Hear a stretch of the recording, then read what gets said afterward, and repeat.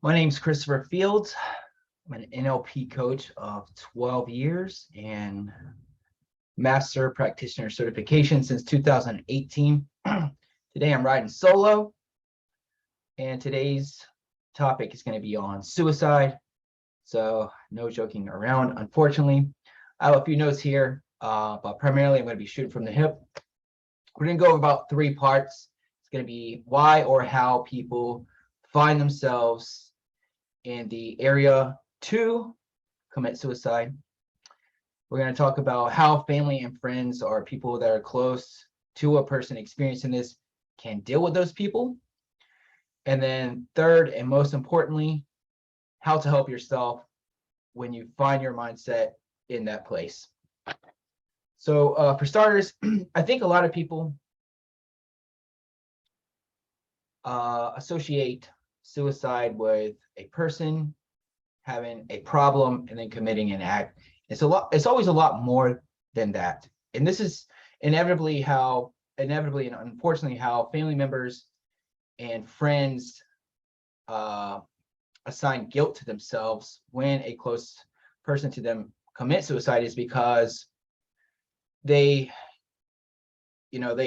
have a disagreement, an argument, or something similar, and the person commits suicide and they blame themselves. However, that's almost never the issue, because people that are in that position to say, you know what, the best option right now for me is death, from a logical perspective, no emotions included, a logical perspective, the best mathematical equation is that I end my life.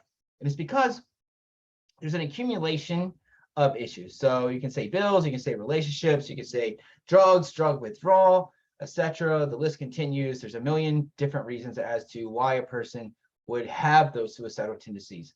And once you get to a certain amount of things that bother you, almost to the point of no return, then the overwhelming thought puts you into the suicidal tendency area.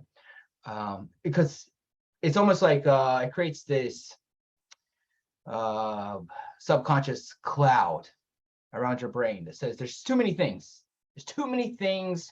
It's time to end this. I could even accomplish maybe one thing, but there will still be many more things, and something else, some other disaster will fill that one place spot. Fortunately, this is not the case. However, the majority of people that do follow through with this have that feeling toward these issues. So we're going to walk through near the end how to look at these individual problems and section them off one by one.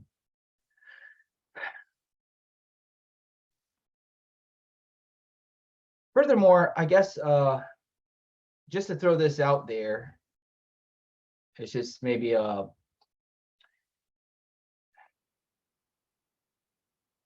another fact to people that are in the place or have contemplating in their life, is that something that we need to recognize, and I've never found anyone to disagree with this. Life is already short. It's already short. Nobody says life is too long. That's never said. So even if throw everything else to the side, even if you're in the worst place possible, it's very short. It's very short suffering, and not to insinuate that suffering is forever. It always fades away, especially if you even take a few right steps to get rid of it. But sorry, stupid earpiece. Friends and family. So what I've noticed specifically, and not to like point any blame toward friends and family, there's just unfortunately a lot of people that don't know how to deal with or converse with people that are experiencing these types of things. Is people maybe I had established a number, 70 to 80% of parenting styles and the criminal justice system and friends and family that deal with people that are undergoing suicidal thoughts, and rightfully so, because they don't understand what's in that person's mind. But everybody acts retroactively. And what I mean by that is They act after the fact instead of before. Let's not be preventative. Let's not help the issues at hand. Let's wait until the thing kicks off, the final part, and that's when I'm going to intervene. And to put it into a metaphor, it's like walking someone off the ledge of a bridge. Come back, please don't do this. You're better than this. Please come back, step off the ledge. The person may or may not step off the ledge, but if they do, their issues don't go away. They're still there. They're still very real to that person. You might have saved them temporarily, but their problems are still very much so alive. So if we can, from the perspective of friends and family, if we can take our thoughts of the end portion and put it toward the middle or the beginning, then we can actually have solutions. We can actually help our friends and family that are going through these things. So as I mentioned before, people that are going through these types of thoughts, it's not one, but it's multiple issues. Some may be petty, some may be huge, but rest assured, it's a few things that overwhelms the person's soul. So if you as a person, as a family or friend, and I'll get more into depth into this, into the final part, but if you as a family or friend can help this person envision their problems, write them down if you have to. Envision their own problems and say, I'm going to help you fix this. I know someone that's going to help you fix this. Maybe someone else can fix this. And then maybe this one comes in time. If you can put it into a very tangible, perspective for the person that's experiencing these thoughts, just that is help. Unfortunately, saying, hey, please don't kill yourself. It might work in the moment, but it's a temporary solution to a permanent problem. Those problems for that person at this point in time still exist. So even though it's in good initiative, it's in good faith, is it helpful? We need to ask ourselves, how can I really help this person? I can walk them off a bridge. I can pull their hand off of a gun, but the issues still remain. Now, lastly, I think I was trying to make this, where were we at? Actually, weirdly, I don't see a timer. And I have like a 45-minute deadline, but I'm trying to like rush this up because primarily the last part is the most important part. And it's kind of, it's almost like a broad statement. You can't help someone that doesn't want to help themselves. That is a fact. Suicide, drugs, other trauma issues, relationship issues, it doesn't matter. If the person is themselves doesn't want to seek and have help, they're not going to. So keeping the family and friends issue in mind, I'm going to go to the third part, which will coincide. So for starters, I'm not a friend of. I'm not a huge fan of suicide hotlines. Now, ethically, I cannot say don't ever reach out to them. If you feel like you're in a position to reach out to them, please do. However, logically speaking, there's a paid person behind the phone. They're going to read a script. You're going to call, and subconsciously, unconsciously, any person that is experiencing these types of thoughts knows that in their head. I can call Xfinity tomorrow. I can speak to a customer service agent for at least 45 minutes on the phone. And I can direct the conversation any way I want to. You know, I can have that conversation, but that person doesn't give a crap about me. They're paid by the hour, you know. People know this. People are not stupid. Now, there's a solution to this.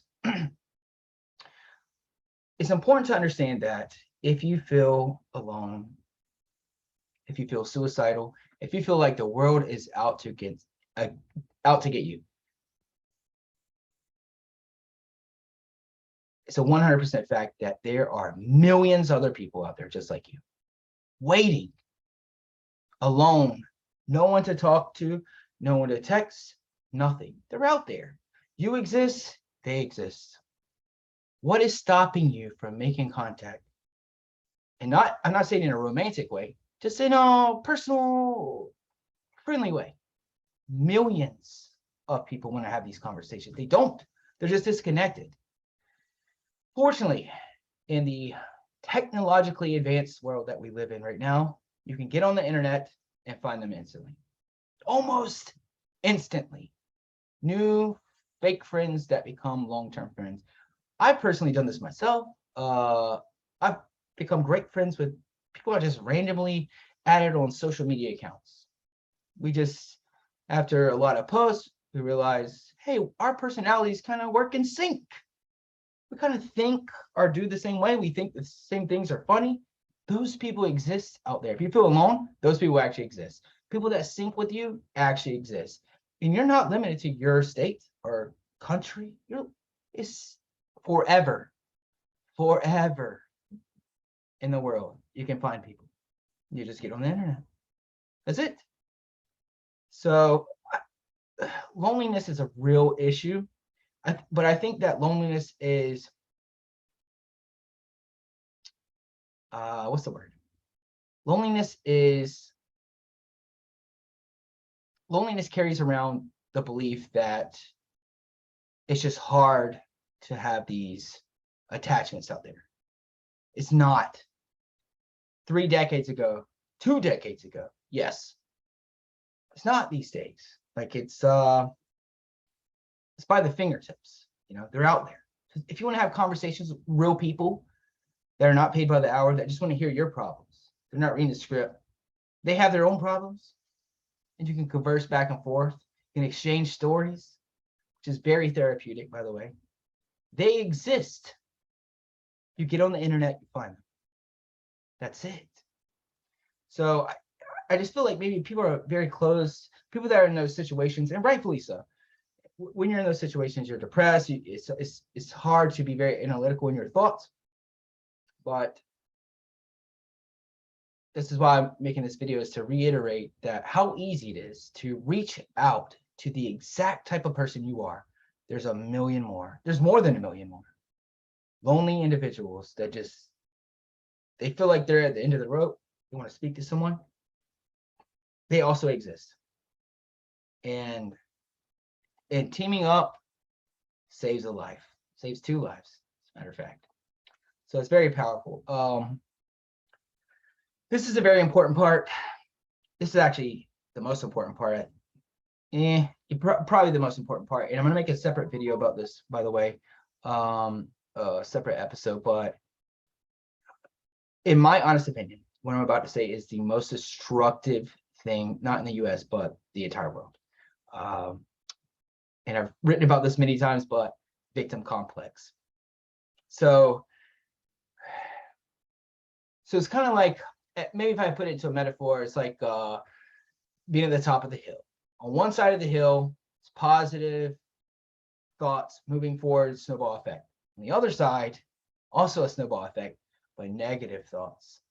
And a lot of people that get in their feels, you know, per se, and seek sympathy, which, let me pause there. I think seeking sympathy is in human nature, but there are some people that go far beyond what is small doses per se. Some people live by this daily, in which they'll be classified as a victim or victim complex.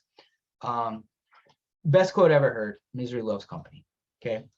So if someone's willing to reach out and feel bad for you, then to some people it becomes addictive, and the other person is gonna feel bad for me. And I got 10 people feeling bad for me. But the question you need to ask yourself is, what is solved by people feeling bad for you or saying so sorry to hear your story? The answer is nothing. 0 things. As a matter of fact, it works in opposition to healing. It puts you deeper down. It sells your story to yourself more, that you're in that bad position and that I just need to end it. Now I'm feeling more sad because all these people just affirmed my thoughts. They just affirmed that this is endless for me. Horrible life for me. Poor me. Now, not to negate from the fact that people have it rough. A lot of people have it rough. Everybody at some point in time has it rough. But your mindset determines your future. So if you're going to listen to the crowd that's feeling bad for you, then you're going to go down. That's a fact. That's an absolute fact. If you listen to your friends and family and say, this is temporary, we're getting out of this. Sure enough, we're getting out of this. So let's come up with detailed plans as to how to get out of this. That's the people you need to attach yourself to. Fact. So I'm not going to get deep into victim complex or how it's created, why it's so horrible, but in terms of people with suicidal thoughts, it is an agitator, a big one. So stay far away from those types of thoughts and that type of complex. Not to get too spiritual, religious, whatever you want to call it, or cliche, most importantly. But I know beyond a shadow of a doubt that every person, and this is going to sound so cliche, so I apologize for that, but every person has a reason on earth. Absolutely. And I've come into very, very complex questions as to, on the religious side, why does God let bad things happen to good people? Coming to those questions, I'm not going to answer them here. Coming to like, well, I've done everything right. Why is everything wrong working out? I have no purpose, etc.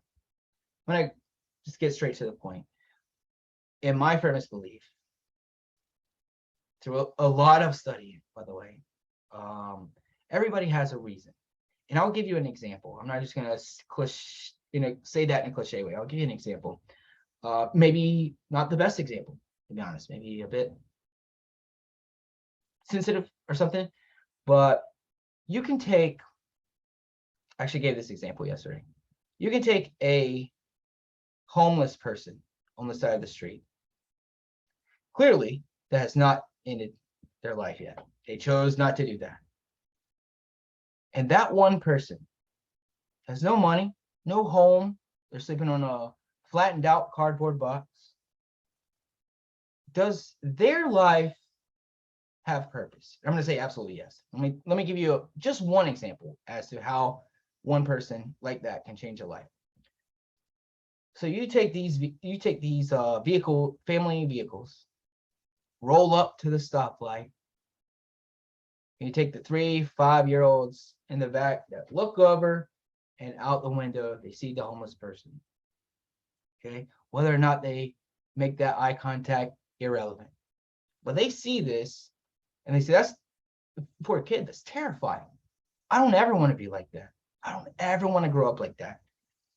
And to some kids that never see this, the silver spoon kids that never drive by these places, never encounter these type of people, they have no idea. They have no idea how terrifying it is to try to steer away from that type of lifestyle.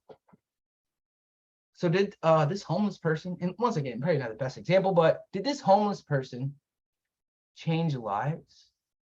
Yes, easily. Tens, if not hundreds of lives just by existing.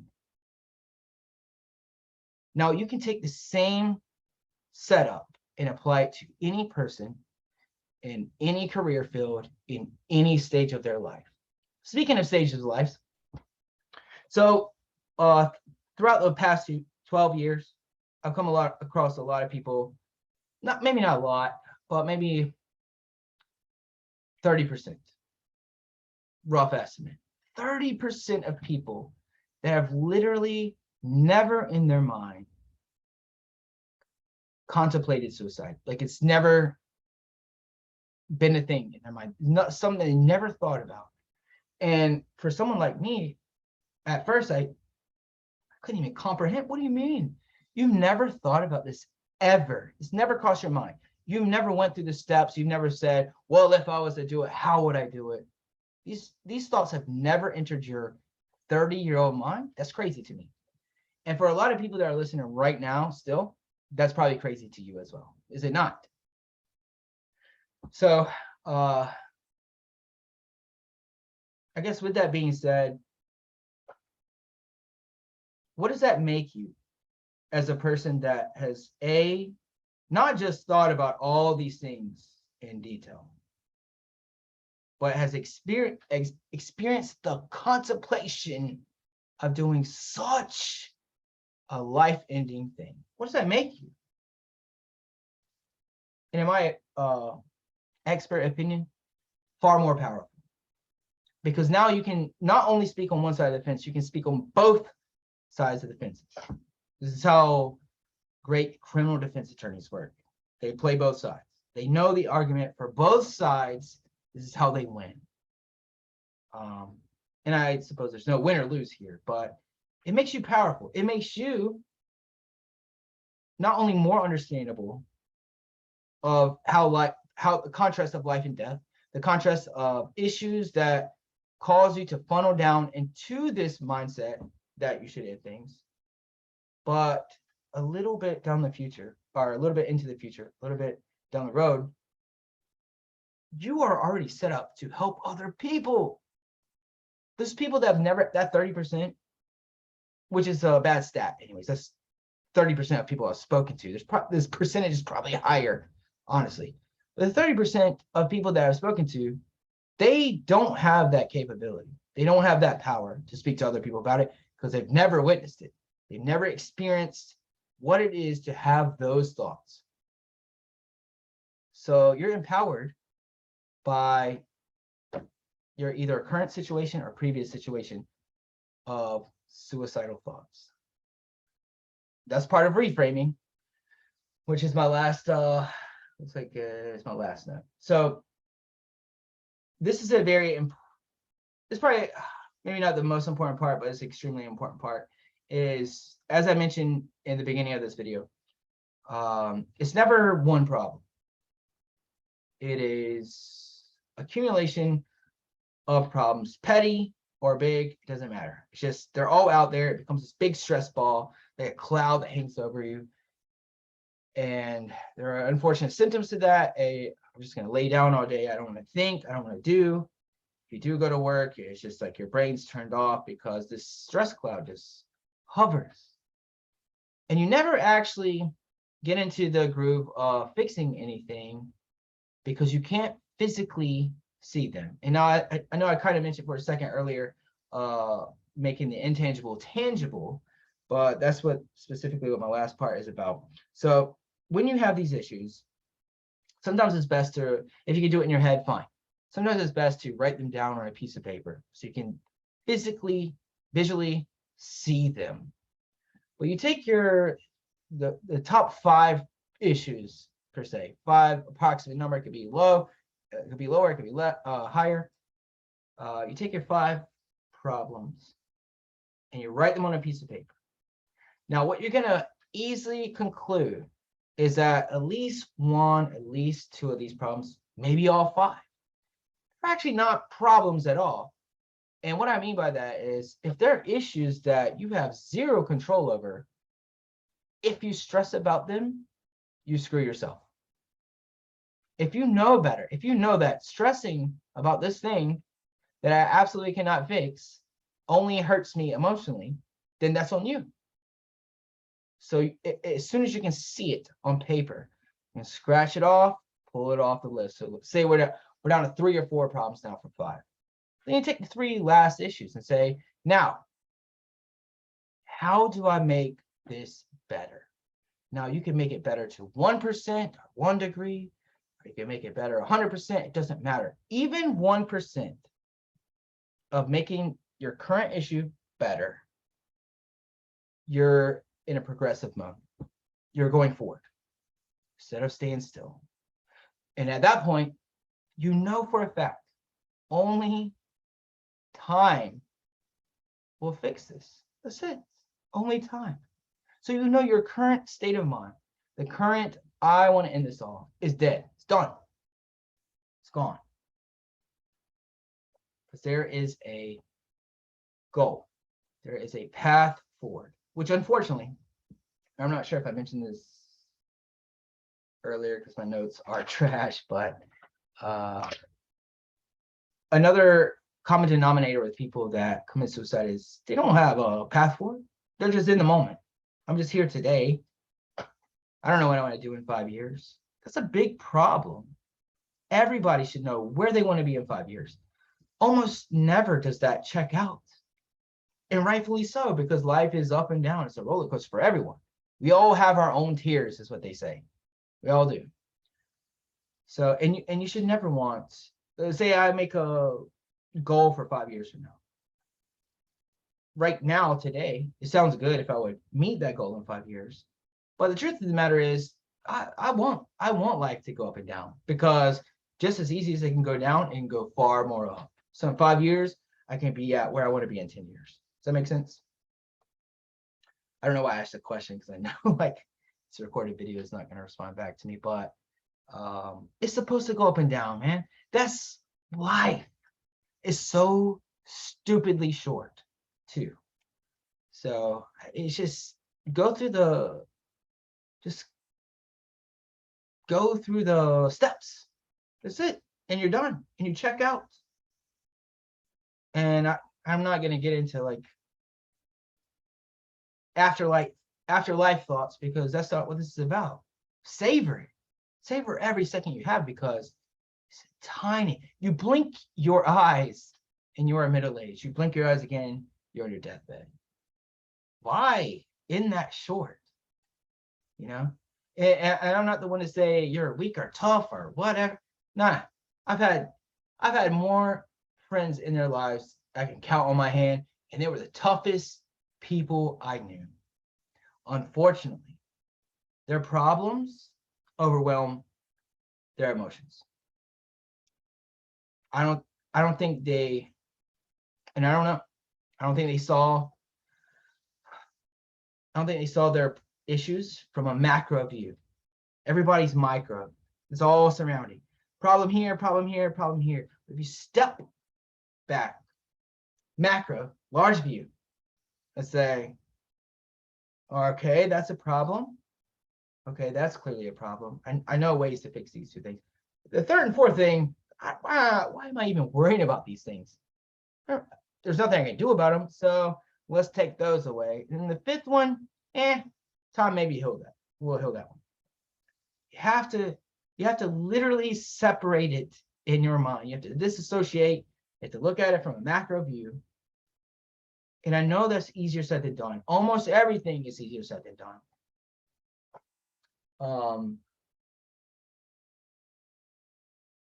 But it's imperative.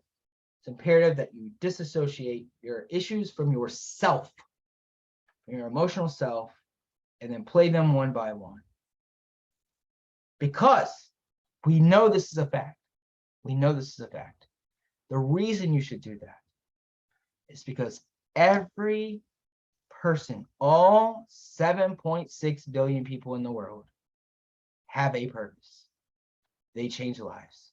Just like the homeless people I spoke about earlier, just like previous people that have committed suicide, they've created this ripple effect through the universe. Everybody that showed up to the funeral is now life-changing. Those are lifelong thoughts in these people's heads. You change lives. Unfortunately, I don't think that's the best way to change. You can change it right here in real time in your short little life. Short. So know your purpose. And if you don't know your purpose, mistake number one, go find it. It's there. Every single person. And I hate when people, this is why I don't do politics, because we try to put people in these groups. You're in a group, you're this type of person, you're this type of person, you're in this group, oh, you're in this relationship. For 7.6 billion, there's probably more than that. People in the world, there's 7.6 billion different personalities, different ways of living, and different purposes.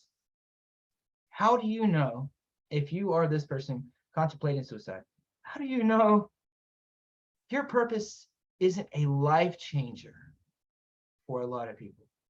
And you don't know until you physically see what you're doing with your life on a piece of paper. So I'm very opposed to suicide, not in a selfish way, not in like you should stay here in this world so I don't feel sad about you dying, because there are a lot of those selfish people out there. I'm opposed to suicide because for you, whose life are you going to change? You have no idea whose life are you going to change 5 years from now, 10. And it's not only stupid, it's like, it's fun to think about where you could possibly be just a few steps away from wanting to commit suicide. Insane. So start with your purposes, okay? Start with reframing. These issues you do have, say 2 out of 5 are legit issues that you're currently depressed about. Reframe them. You're looking through the same lens every single time. Every single time I think about this, it triggers this sad emotion, blah, blah, blah. We'll look at it from this angle. We'll look at it from a 180 degrees. Reframing is one of the most, I'll say this a million times, reframing is the most important thing you could do in your lifetime, because everybody has issues. Everybody gets depressed from time to time, gets sad, gets down. It's because it's how we're programmed to look directly, an angle, right through the lens. This is it. Sadness, bad thing happened, sadness. But if you offset to right, left, 180, and look at it again through a different lens, and I know that I'm saying this very vaguely, of course, because it's not expanded and it's not a specific issue with a person. But if it was a specific issue with a person, I like to, it's my favorite thing to make twists and turns to a person's perspective or perception of a specific issue. And sometimes what we initially think are horrible things or depressing things, actually good. They work out for our future. I know if you ever see my head like keep jacking back this way, it's because this thing gets tight and pulls my head. I'm working on a better mic system, by the way, but anyhow, I don't want to keep rambling. Please, though, if you do listen to this, this is the most important part. Well, I know I've said that like 2 or 3 times, but this is actually the most important part. If you're that person and any of this resonates with you, or any of this does not resonate with you, reach out. If you're having a crap day, crap year, reach out. Message me. I'll send you my number. And I'll be like, hey, right now it's not good, but in 2 hours it's good. Anybody that's I've spoken to can vouch. I try to be as quick as possible to get back to people just for a conversation. Let's just talk on the phone. That's it. Let's just talk. If you disagree with anything I say, put it in the comment section. I love disagreements because it's the only thing. People agreeing with each other all the time, or people being on the same page all the time, is stupid to me because it never creates real conversation or real changes in anything. And I think change is everlasting, not everlasting, ever evolving or whatever. Change should be forever. It should always be changing to make better. So if you disagree with anything I said, please put it in the comment section. I'll either agree with you or I will debate you till you lose. Trust me on that one. Anyhow, I think that's it for, I don't want to keep rambling. I think it's it for my notes. Please, like I said, reach out. I'm going to hopefully hit the stop record button and it saves everything. If not, I'll be very angry. So until next time.